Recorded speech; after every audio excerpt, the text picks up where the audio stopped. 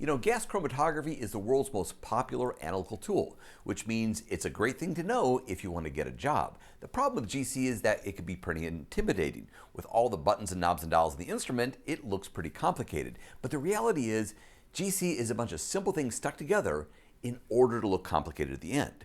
So my approach is, I'm going to take you through these simple things, and once you understand them, you will be able to operate a GC. So what we're going to do is I'm going to take you on a tour from the gases, where do the gases come from, to the instrument, to the plumbing, to the inlet and the column of the detector, which is going to be the flow of the gases. And then we're going to talk about what the instrument needs to know from you in order to run the sample. So first, let's talk about how to run an instrument. It's like teaching you how to drive a car.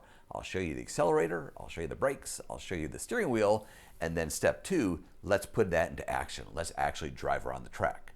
So join me on a tour of the lab, and we'll start at the beginning with the gases.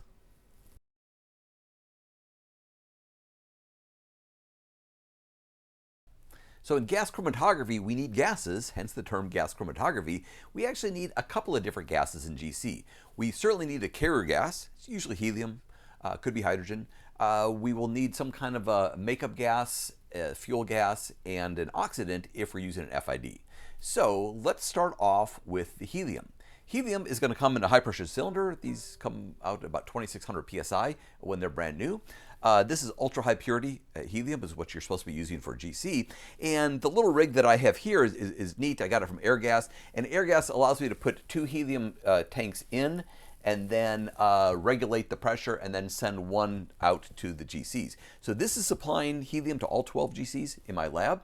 And the way it works is, the first thing we're going to do is we're going to turn on the helium cylinder. When I turn this on, you're going to see this, this gauge jump up, and that's going to tell me how much pressure is left in the tank. So that's the first stage regulator.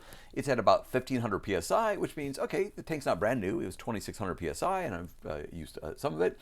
And then the second stage tells us how much pressure we're delivering to the GCs. So this is what we call the manifold pressure. I always set mine at 100 psi, and that's essentially means that I'm delivering 100 psi to all the GCs in the lab, and then they can tap off of that. So they can take anything from 100 psi and they can regulate it down. Obviously, they cannot regulate it up. So this is the source of the pressure. In HPLC, we got to buy a $20,000 pump in order to provide pressure. In GC, it's the helium cylinder itself. So the cylinder goes from the ultra high purity gas from here. I could choose either tank to go in. This allows me to swap tanks pretty easily. And then one output, which is the manifold. This is a 1/4-inch copper line going to all of my GCs. Here's a cool trick to see if your manifold has any leaks in it. All we have to do is shut off the helium cylinder. When I shut it off, there's no pressure coming from the tank. So now we're going to look at the first stage, and we're going to look at that pressure. That pressure will drop pretty quickly if there's any leak in the line. If it holds steady, it means there's no leaks. So that is a quick way to find out if your manifold is pressure tight or if you have any leaks present. If you do have a leak, how do you know where the leak is? Well, at that point, you shut off all the GCs, you shut off the valves behind the GCs, you turn the helium on, back off, and then you flip the GCs on one at a time. And when you see the needle drop, that's the GC which has the leak in it. So, cool little trick to figure out if you got a leak in your manifold. So now that we understand what the helium does, let's take a walk out and take a look at the gas generators.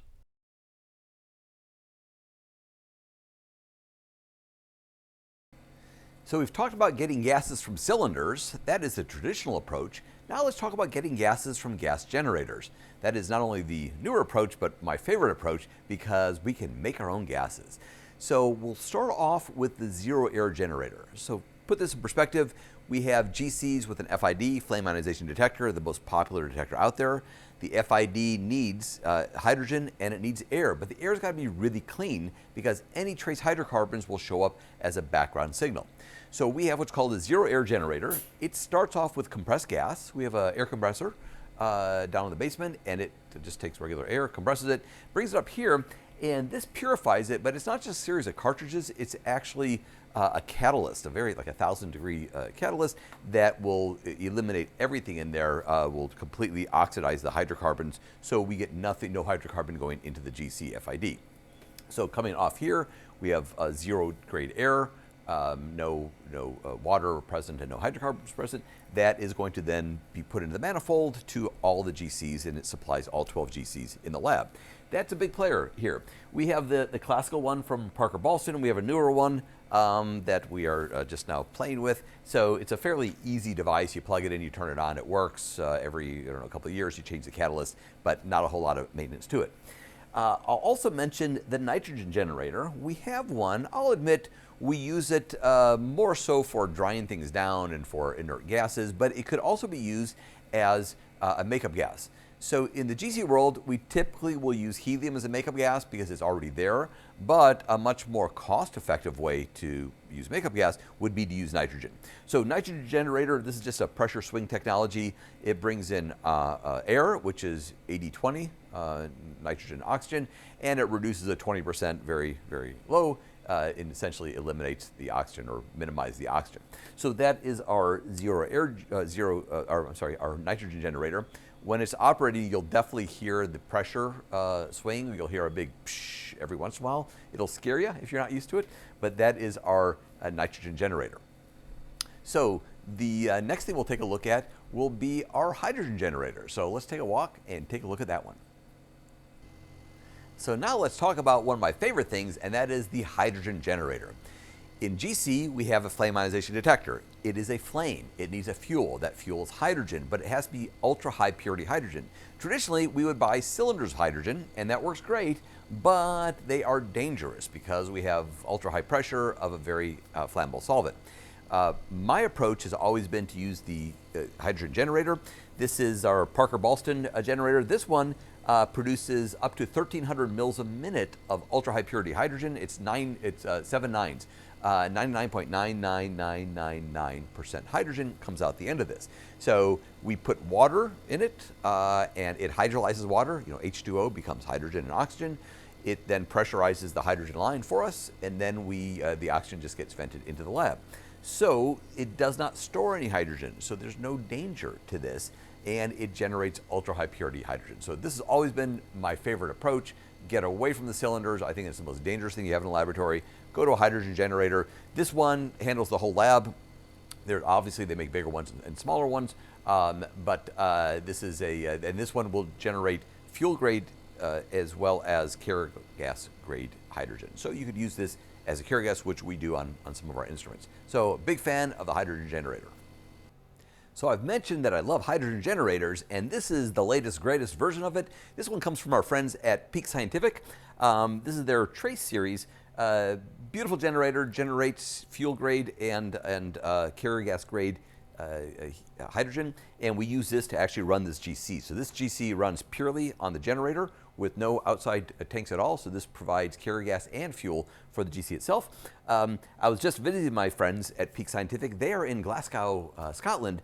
Really cool place, really fun place to hang out, and there's some newer, funner, smaller things coming out that we can take a look at in the future. So, and of course, everyone loves the green lights up front. So, hydrogen generator, it's the way to go. It gets rid of all the danger in the lab. It does not store any hydrogen. Gives you ultra high purity carrier gas, and you have no cylinders, no hydrogen, and no helium to buy. So it is both economically viable, and I think from a safety perspective, a no-brainer. So big fan, hydrogen generator.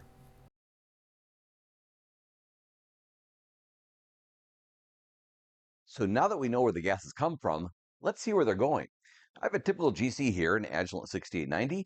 This one happens to have 2 injectors, 2 detectors, fairly common for a laboratory GC. And that means we're going to have lots of gas inputs on the back. So if I spin this thing around, what we're going to see here is where the gases come into the GC itself.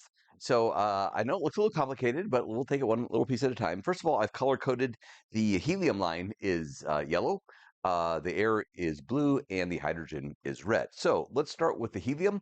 We got helium coming in, and helium we're going to tap off. We're going to use it for a bunch of things.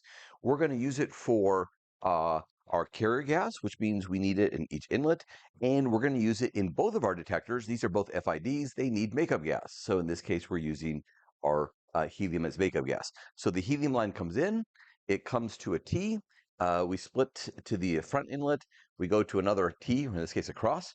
We go to the back inlet, and then we also go to the two detectors, front detector and back detector for makeup gas. Makeup gas could also be something different. You could use nitrogen as a makeup gas. In this case, we're using helium as carrier gas and helium as makeup gas.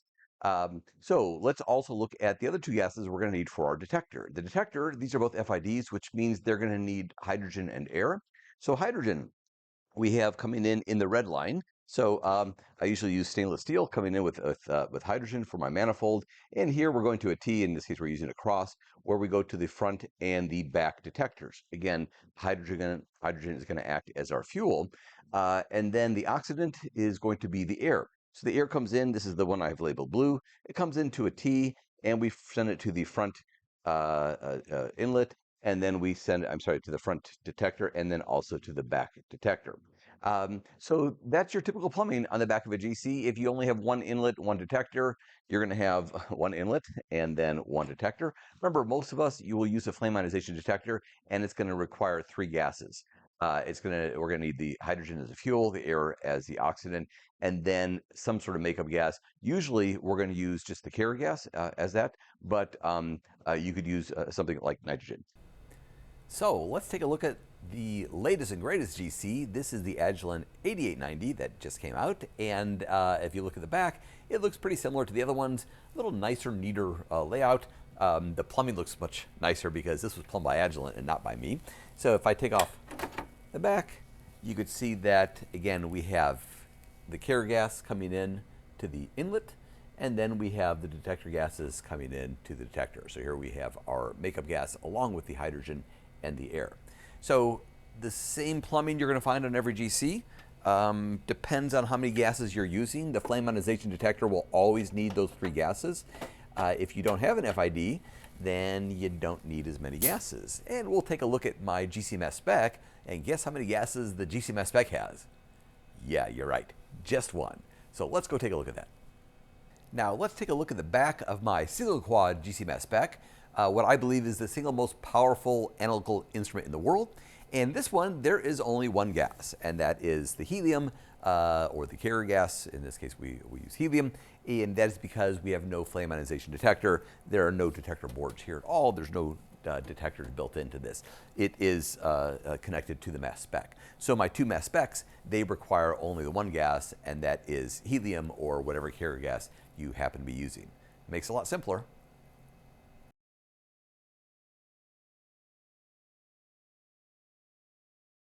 Now let's talk about what the gases do once they enter the GC. So the gases have been plumbed into this GC, and one of the things that I always check just to make sure the gases really are plumbed properly, and I check the pressure at the head of the column.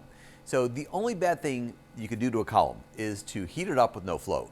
So the first thing we really want to do is make sure that there's pressure on the head of the column. That tells us that there's going to be flow going through the column. So I like to look at the head pressure in this case. Yay, there's a number. Anything greater than 0 is the right answer. So that just says there's pressure at the head of the column, which means there's helium coming in.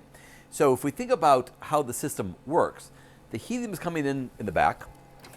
This is our inlet. This is where we're going to introduce the sample. And then underneath the inlet is where we're actually connecting to the column. So think of the column as a connecting pipe, and the connection starts at the inlet. So this inlet is pressurized, as we saw here, around 16 psi. That pressure is pushing helium through the column. So now we have a 30-meter column, roughly 100 feet of column, and at the end of the column, we go into our detector. So this is the flame ionization detector. We're going to carry our sample from the injector, do our separation, and then carry the separated sample to the detector for it to be detected and for it to be quantified. So that's the flow path going through the GC itself, where the helium comes in the back, pressurize the inlet through the column to the detector. Now we also have detector gases. We have our hydrogen, we have air. So the hydrogen comes in, you can't see the plumbing here, but the hydrogen comes in along with the column, and then the air is plumbed in up top. So first we mix the hydrogen with the sample to make it flammable. and then we put it through a jet, little flame jet, we spark a flame, and then we pump air in up top in order to support combustion. So that's the flow path of gases through your GC.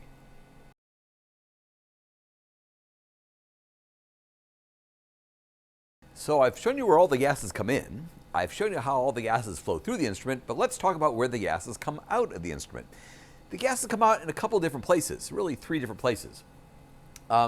We think about the injection, and when we do a split injection, we are essentially diluting our sample. So we put some on the column and we throw the rest out to waste. Typically 100 to 1 split, which would mean 1 mil a minute into the column. 100 mils a minute would come out the split vent. So back here, back to the instrument, we have these 2 vents. One says septum purge, one says split vent. And this is where the majority of the gas is coming out of the instrument. So if I'm putting 105 mils a minute into the GC, 100 of those mils a minute are coming off right here. So this is where most of it's coming off. A little bit is coming off the septum purge. If you remember, if you want to take a look at my video on the splitless injector, you'll see all these details about the gases, and here's physically where they come off. So the back is the split vent, the front one is the septum purge, and then the sample itself is going to come off the FID. So the sample is burned at this point, so it's only carbon dioxide and water, but this is where the majority of the sample is coming out. So let's say you're working with something hazardous. 99% of that sample is in the vapor in the lab right where you're working. So you probably don't want to vent that in the lab. If you're working with dangerous stuff, you could vent this out. You'll notice it's a little knurled nut up top, which means we could put a 1/4 inch or a 1/4 inch fitting, Swaites-like fitting onto it, and we could vent this out the vent. We could vent this through a carbon trap. There are little carbon traps that are available. Or if you're working with something really bad, then you would want to, chemical warfare agents. These don't even go out into the atmosphere. They go through a reactor in order to clean them up. So this is where the majority of your samples coming out, the majority of the gas is coming out. Now, most of us, if you're working with whatever sample you're working with, even if it's benzene, you're injecting such a small amount that this is a trivial amount. But that is something interesting to think about. Most of the sample comes off here. 1% of the sample is going to come off here through the FID, but it's carbon dioxide and water, so nothing dangerous comes off from this end. It's if there's anything bad in your sample, it's going to come off back here. So that's the flow path through a gas chromatograph.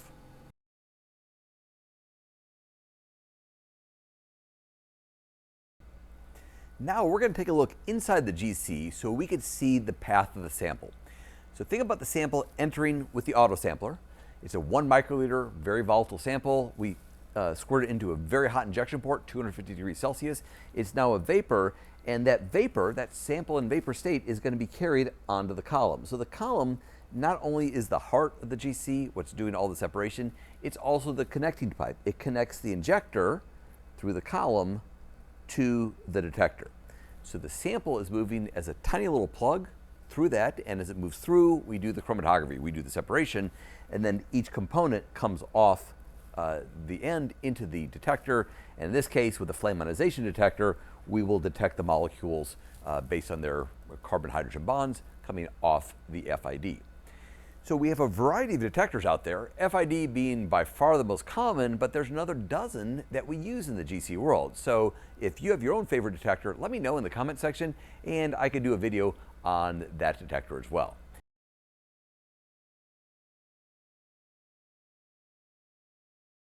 So now we know where all the gases come from, we know where they go through the instrument. Let's talk about the GC components. The first part of the GC is going to be sample introduction, so that's going to be the autosampler going into the inlet. So this is what most GC are going to look like when you walk into an industrial environment. You're going to see a GC with an autosampler. They almost all have autosamplers today. But let me teach you how the autosampler works by showing you a manual injection. So manual injection, the nice thing about this design is we could lift up the autosampler, set it aside, and this allows us to do a manual injection on the GC. So I have put my glasses on for safety purposes, and I've got a sample here. So to do manual injection, the first thing I need to do is get some sample into the syringe. So we're going to stick the needle through the septum. You'll notice that the septum will hold the needle, will hold the vial up. We don't turn this upside down like they do in the hospitals. No, don't do that because the sample will drip on you. Just leave it like this. And then the next step is we're going to pump this back and forth. So as we pump it back and forth, we're getting rid of the air bubbles. And then we're going to choose our injection volume. Now, typically, just about every method you're ever going to run, you're going to want to inject 1 microliter. So we're going to take this up to the 1 microliter mark, and that would be a perfect injection. But let me give you a little hint. If you're doing manual injection, the problem is the needle is filled with sample. I know it sounds trivial, but I've got 1 microliter in the barrel. I probably have close to a half a microliter in the needle itself. So the problem with making an injection with this needle filled with sample is as soon as the needle enters that 250-degree injection port, the solvent, boom, it vaporizes. It just explodes. And there's a chance that it could leave behind some sample. So ideally, we don't want sample in the needle. So here's the little trick. All we're going to do is we're going to pull back the plunger. How much? I don't know, a couple of microliters. By doing that, we now have air in the needle itself. So when we make the injection, we can stick the needle in, and then the injection is us pushing the plunger down. Otherwise, you tend to get a double injection. You get what's in the needle plus what's in the plunger, and they're usually off by a little bit. This will give you much better peak shape. So now I have the sample. I don't know if you could tell, but the sample's in there. There's a big gap of air underneath it. Remember, we're not analyzing samples for oxygen or nitrogen, so the air does not affect our quantitation. The next step is to get the needle all the way into the inlet. So remember, typically the inlet is really hot. We want to push the needle all the way down until it stops. Notice the barrel is touching the nut. That's because the length of the needle is sort of a critical length. We're going to push the plunger down and then remove the needle. So that's a manual injection. We've been doing this for decades. It works great. Quantitation, I really recommend you do internal standard if you do manual injection because your quantitation is limited to how well you could read the plunger. So manual injection works great. So now let's talk about an autosampler. An autosampler is really a robot doing what you just did as a manual injection. So it's going to take the syringe, stick it in the vial, pull the plunger back, pump it back and forth. It's going to do all that, but it's going to make the injection a lot faster than we can do it. So it doesn't need to pull in that little air gap. We can program it to do that, but we don't need the little air gap when we're doing work with the autosampler. So the next step is if I'm doing manual injection, before I take the next sample, I'm going to want to rinse this out. So I'll take a solvent, whatever the sample is dissolved in. I may rinse it a couple of times. I may choose a second solvent to rinse it. So those options are available on the autosampler as well. So now let me show you how we get from going from the manual injection to the autosampler injection. In this case, we're going to take the tower. There's a little peg, and if we align it properly and it sets into the bracket, then the bracket is aligned with the inlet. The inlet is now aligned with the autosampler. So now we can go through and do an automatic injection. If we look at the autosampler, if I open it up, it's going to look, like I said, it's a robot that is taking the syringe, just like we're using. Here's the syringe. That is a 10 microliter syringe. It's got a connection to the plunger. And what it's going to do is it's going to pump it back and forth, just like we do, and then measure the amount and make the injection.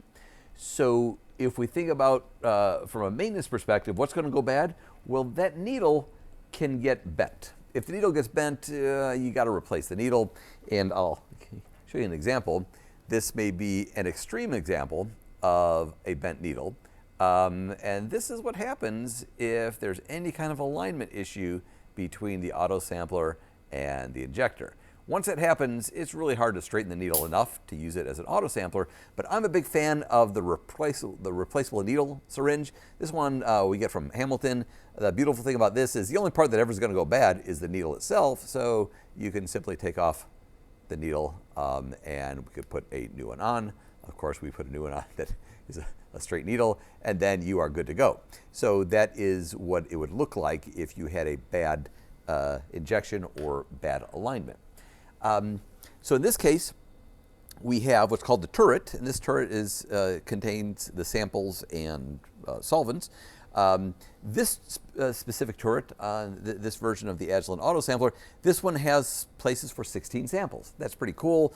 That'll get you through the night, is the way I like to put it. 16 samples, and then it has 3 extra positions, and these are for the wash vials and the waste vials. So if you think about the manual injection, between injections, you're going to rinse out the syringe. With the autosampler, we're going to tell the autosampler, hey, go to solvent A and rinse it out. How many times? Well, you choose that. So typically, I'll tell you what I would typically choose. I typically use 1 solvent, and I like to go in and tell it to rinse twice after the injection's been made. That works well for me. I'll show you what it looks like when we take a look at the software in the video on how to operate the instrument from the software.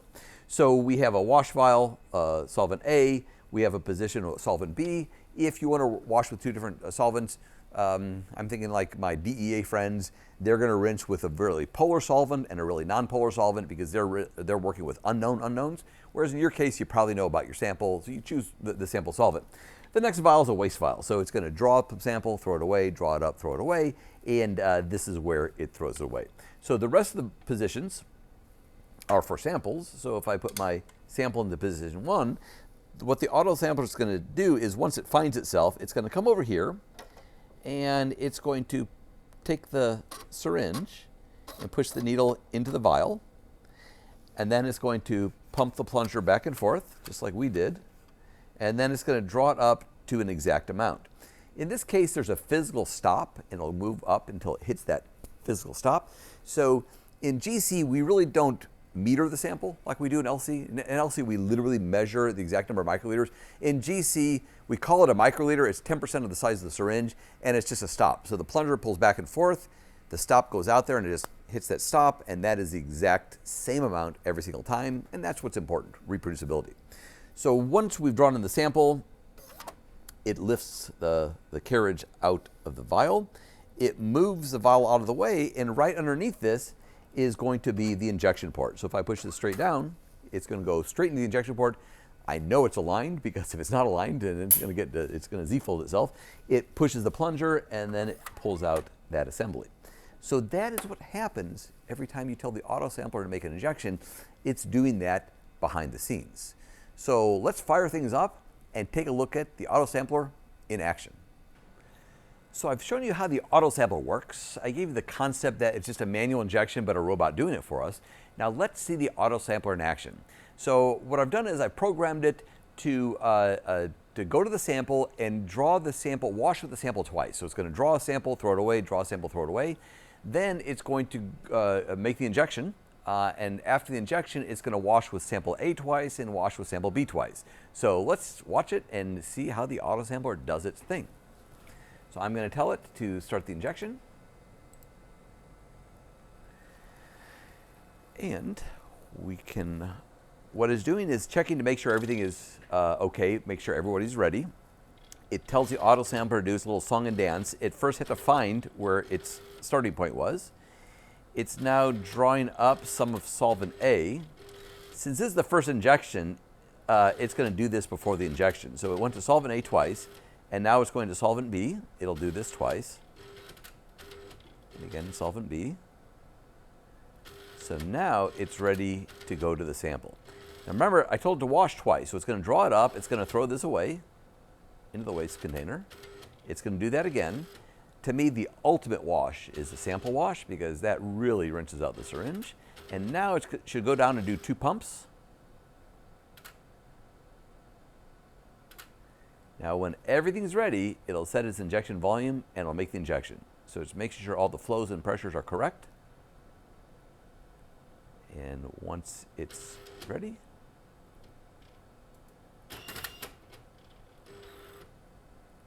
so now what it's going to do is it's going to go through its wash cycle again. It's going to wash with A twice, wash with B twice. So all that is programmable. You could tell it, how many times to wash with which solvents. But I just wanted to give you an example of what it looks like operationally once we've told it what we wanted to do. So now you're running the autosampler. You're telling it how to make the injection. You're well on your way to doing good gas chromatography.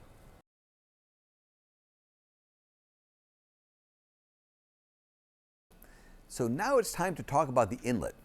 The interesting thing about the inlet is that not only is this where the sample enters, but this is where most of the maintenance that you're ever going to have to do on the GC is going to happen right here. So if you stick with me for the next couple of minutes, I will show you 80% of the maintenance that you'll ever have to do on your GC is going to happen right here. So the inlet is where we vaporize the sample, and where the sample is then transferred onto the column. So what we're going to do is we're going to remove the autosampler. So this guy, I'll just take it off for now, let him sit right there. And we're going to take a look at the different components of the inlet. So if we look at the inlet, I'm just going to open this up. This is a nice clear view. So if we look at the inlet, the first thing up top is called the septum nut. So the septum nut, if you, I'll show you something interesting. Everyone over tightens their septum nuts, and let me show you how tight it needs to be. So if you can see this septum nut, it's green, and on top there's a little clamp. It's called the E-clamp. And you can see that as I turn the nut, the clamp turns, and at some point I will turn the nut and the clamp will not turn. That's how tight it needs to be. So we say 1 fingernail underneath it. So that is the perfect tightness. So let me show you underneath here is the septum. The septum is the one piece of the GC that I guarantee is going to wear out. I don't care what you're doing, but someday your septum is going to wear out. This is a little piece of rubber. It's sealed, and it can reseal itself if it gets poked with a tiny needle, which is what happens in GC. But after being poked about 200 times, that tiny little hole in the middle starts getting bigger and bigger, and at some point it will just start to leak. So leaky septum, #1 cause of problems in GC. So how do we fix a leaky septum? We just take a brand new septum and we shove it in there. Nothing elegant about this. The septum itself is bigger than the inlet, so you just shove it in there. That is what the most common thing you're going to have to do to a GC is replace the septum. Ideally, keep the septum clean. We don't want fingerprints on it in a perfect world. So that's why I'm wearing my gloves, and this is nice and cool. I'm not doing it when it's hot. So we're going to put the septum nut back on. Remember, we're going to turn it until the C nut, the E-clamp, stops turning, and that is the correct amount. So that's the septum. The next step down is to take a look at the liner. The liner is the only part of the GC that gets dirty. Now, it's not 100% correct, but this will collect, let's say, the 95% of all the dirt in the instrument. And by the way, these liners, they've changed over the years. I love this one. It's on the 7890 and on the 8890. It's really simple to use. You just slide it over, and this whole thing, it just pops off on its own. I'll show you a couple of different versions when we walk around the lab. So sitting underneath here is the liner with an O-ring on it, and that O-ring is made out of Viton. And I always joke that Viton is a non-elastic elastomer. Well, it is elastic. It is an elastomer, but it's not all that elastic. The nice thing about Viton is that it can put up with really high temperatures. So this is the liner, the typical liner used in GC, and the liners vary. We have some with glass wool, some without, but this is a fairly typical liner. Glass wool in the middle, a single taper at the bottom is what we're going to see on a lot of the GCs. So this is going to get dirty. If there's anything in your sample that's not volatile, this is where it stays behind. So this is the thing the GC gets dirty. When it gets dirty, we take it out and we put it in a brand new one. Or we could clean this. You could rinse it with solvent. You could rinse it with hexane or methanol. But what you don't want to do is you don't want to rinse it with acid, base, or soap, because that'll make it into a really active liner. So rinse it with solvent, you're good to go, or put in a brand new one. So if I had a brand new liner, I always suggest you put in a new O-ring. So let's say that's a new O-ring. How far down do you put it? It's it'll set itself. So I just put it up here, I don't know, towards the top third. It's going to end up here at the very, very top. So when we put it in, simply push this down until it stops, and that's your liner replacement.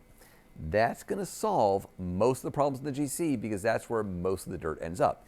So I showed you the liner. I showed you the O-ring. I showed you the septum. The last part of this is the gold seal itself. That you're going to find inside the oven, and if you want to really do a deep dive in that one, take a look at my video that I did on that you could click to, you could see below, and I did a whole video on the inlet itself and with an actual GC operating, replacing these parts and so forth.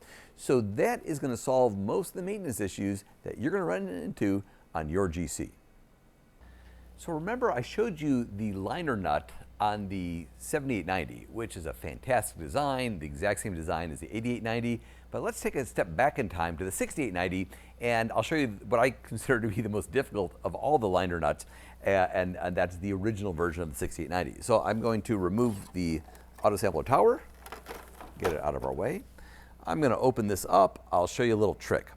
So this is the liner nut that we're going after, right? Septum nut is up top, liner nut is down here. This is what we're going after, and it's challenging to get to the nut and to take it off. So this is why Axion gives you this funky little tool. This is to take it off. So here's the trick. If you try and do it with this top down, it's really, really hard to get the right angle. If you open up the top, you get into the correct angle, and once we get in here, then we can loosen it up. So the reason I say this is challenging, it's not really that difficult, is that it's a very flat nut. So when you go to put it back on, you got to make sure you align it. So here we go, let me take it off. So see, it'll pop up. Underneath we have the liner, we have the Viton O-ring just like before, and so we take those out, we put new ones in, and then to put this back together, you need to make sure the nut is really flat. And what makes it a little more challenging is we have these two 1/8" stainless steel tubes that are sort of pulling it up in another direction. So we're going to get this guy down here, get that lined up, get it flat, and once we get it flat, we should be able to start the threads going and not cross thread them. Get as far as you can, of course, with your fingers, and then we're going to go in here with the wrench to go ahead and tighten it. So that is the most difficult one, and as you can tell, it's really not that difficult to work with, but that's the most challenging one. They made an option later on to have a little flip top, which made it a lot easier. Then, of course, the 7890, 8890, really a dream to use. So if you're still here at this part of the video, watching me take things apart, you must really be into this. So if you'd like, come join me here in the lab at Axion. We run these boot camp classes. It's a 5-day class. You get to take apart the instruments, put them together, run them, develop methods. And since you've stuck around this long, I've hidden a discount code. Somewhere down in the description, you'll find a discount code for the actual hands-on boot camp classes here at Axion. So thanks for sticking around for all this level of detail. And if you have ideas of things I haven't talked about yet, please put those in the comments, and I'd love to jump in there and make more videos.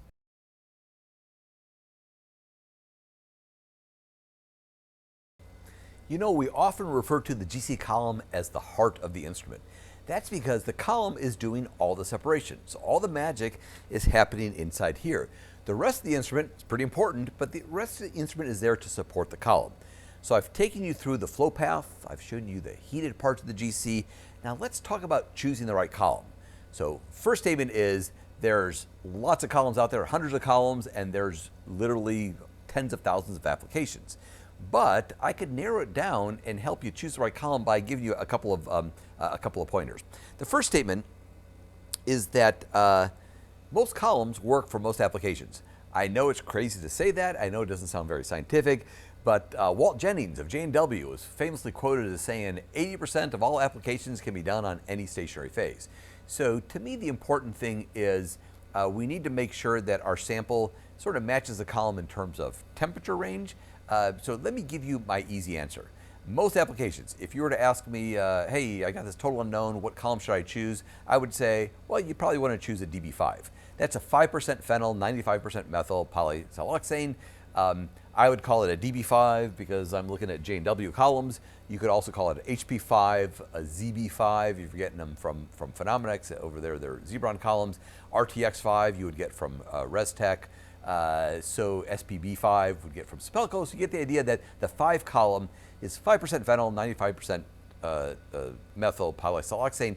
It is very temperature stable and it works for most applications. So my easy answer is, when in doubt, we start with a DB5. So here you can see my rack of columns. And yeah, I know I have a lot of 5s out there because we do a lot of training courses here. But you'll see my 624s.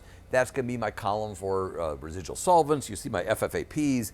That's going to be for free fatty acid profiles, for organic acids. But for the most part, we're going to choose a column that is going to do our separation. So the generic column would be a 30 meter 0.25, 0.25. So 30 meters long, 0.25 millimeter diameter. That's the hole in the inside. 0.25 micron film thickness. That's the thickness of the film. That column, the 30 meter 0.25, 0.25, will, DB5 will handle most of the applications out there. Not all of them, but a lot of them. So if you want the real answer, look at your method. We could take a look at a column catalog. In column catalogs, they show us exactly which stationary phase has been used in order to produce a good chromatogram, so we know that it works. So that is my ultimate answer.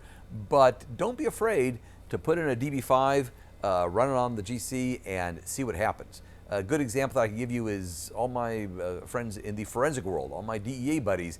They are looking at the unknown unknowns. They are looking at street drugs. On every GC mass spec and every forensic lab I've been to, they're running a DB5 column. So that gives the idea that it's a pretty good generic column for most applications. The reason why most GC columns work for most applications is because they're very efficient. They have the ability to generate peaks that are so skinny that we separate things. Even if they're close together, we still separate them. So that's the world of GC columns. Obviously, there's a much deeper dive to be gotten here. If you want to do that deeper dive, check out Axion Lite. There's a lot of cool things in there. I've done some deep dive videos on GC method development, how to choose the right conditions, including the right stationary phase. If you have suggestions for other fun things to talk about, go ahead and make that suggestion. Tell me what is your favorite column, and I'll see if I could do an application talk on that column.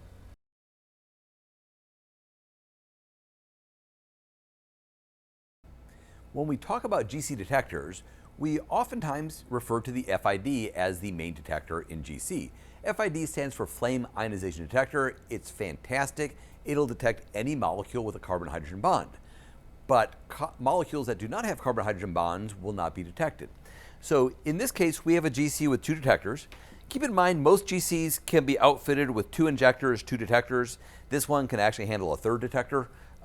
So we have either 2 complete different systems, the front injector, front detector. We can mix and match. We could use either detector, or we could think about things like doing detectors in series. So in this case, the FID is up front, most popular detector. It's going to burn the effluent, and we're going to see the carbon-hydrogen bonds. But now let's talk about another detector, and this is called the thermal conductivity, TCD. Thermal conductivity is a non-destructive detector, which means the molecules come out the same way they go in. And the way it works is it detects anything that's different than the carrier gas. So in this case, we're using the carrier gas of helium.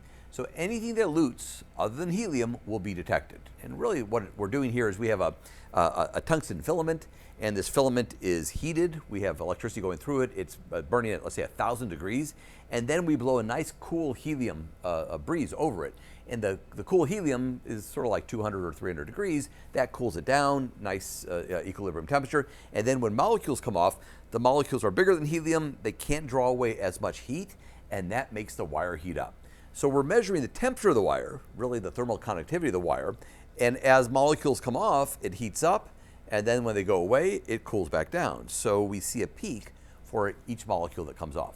So where are we going to use the TCD? Clearly, we're going to use it when the FID does not work, when we don't have carbon-hydrogen bonds. So classically, we look at things like water. So if you want to detect water, TCD is going to be the way to go. Also, we think about things like permanent gases. So if you want to measure nitrogen, oxygen, carbon dioxide, carbon monoxide, things that do not have carbon-hydrogen bonds, the TCD is generally chosen for that. The other neat thing about having a TCD is that we only need 1 gas for the GC. We only need helium or hydrogen, whichever one you choose to use. So we don't need the detector gases because the detector works off of just 1 gas, the same thing that is the carrier gas. So they are simpler to set up and simpler to use. From a sensitivity perspective, the FID is going to get you down below a ppm. You're going to see 1 ppm, 0.1 ppm with an FID, no problem. The TCD is going to get you down to maybe 100 ppm, maybe 50 ppm, but you're not going to get down to single ppm digits. So the sensitivity of the TCD is nowhere near as good as the FID, but it serves a purpose, and that is it is our only universal detector. So that's the TCD. We've talked about the FID. Really, the next most common detector by far is the mass spec. So we have FID number 1, TCD number 2, mass spec number 3. Mass spec is quickly going to take over TCD. The reason, mass spec can do anything. It can look at any molecules, any molecular weights. So we still have a couple of specialty detectors out there, but most of our special detectors have been taken over by the GC mass spec. So we still have flame photometric, FPD. That's good for sulfur and phosphorus compounds. So the food packaging industry, sulfur compounds smell really bad. If there's trace amounts in your foods and the food packaging, makes your food smell bad. So they'll typically look at flame photometric for that. We also see it used in homeland security because of all the nerve agents, chemical weapons will be nicely detected on a flame photometric. Then in terms of other specialty detectors, we have sulfur chemiluminescence. That's used in the refineries. We are looking at low sulfur diesel. And to do that, we're looking at the chemiluminescence, the sulfur chemiluminescence. So to me, that is that's the short list of detectors that are used in GC today. There's a couple other ones out there. So if you have interest in any other detectors, please put it down in the comments and I will do a video on those detectors.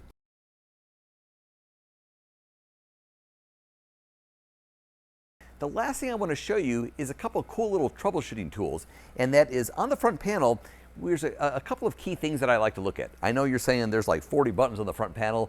Let me show you my favorite 2 buttons. The first one, I'm going to look at the front inlet. All I want to see is a pressure greater than 0, because if the pressure is 0, that means you're going to damage your column. So make sure that is a real pressure. And then I like to look at the analog output.